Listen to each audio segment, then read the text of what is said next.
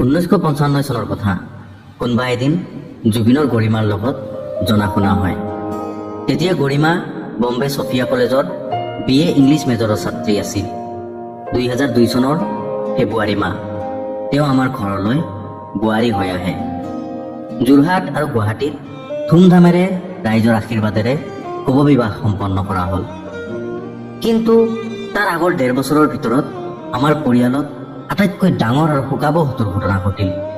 এই ঘটনাই আমাৰ হৃদয় জৰ্জৰিত কৰি পেলালে। জুবিন বুজাব নোৱাৰাকৈ ব্যৰ্থিত হ'ল। হেপাটাইটিছ ৰোগত ভোগা মাকক জুবিনে বম্বেলৈ নি তাৰ লীলাৱতী হস্পিটেলত চিকিৎসা কৰাইছিল। তাতেই 2000 চনৰ 3 ছেপ্টেম্বৰ তাৰিখে পুৱতি নিশা এলিয়ে শেষ নিশ্বাস ত্যাগ কৰে। মুম্বাইত মাকক চিকিৎসা আৰু মৃত্যুত যাৱতীয় কৰ্মকাণ্ড সকলো তেওঁ নিজেই সম্পন্ন কৰিছিল। আমি গৈ সৎকাৰৰ আগে আগে পালোগৈ, যদিও আমাক শ্মশানলৈ যাবলৈ নিদিলে।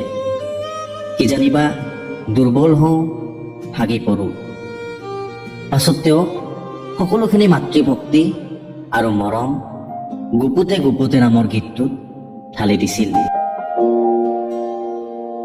ইয়াৰ পিছত দ্বিতীয় ঘটনা ঘটে 2002 চনৰ 16 জানুৱাৰীৰ সন্ধ্যা প্ৰায় 6 মান বজাত জুবিনহঁত ছটিয়া প্ৰগ্ৰেম কৰিবলৈ যাওঁতে। জুবিন হেণ্ডছবৰৰ সৈতে বাছখনত গৈছিল।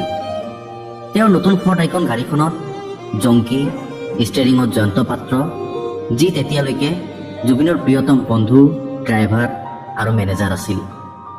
পাছৰ ছিটত লিখক ৰবচন বৰুৱা আছিল।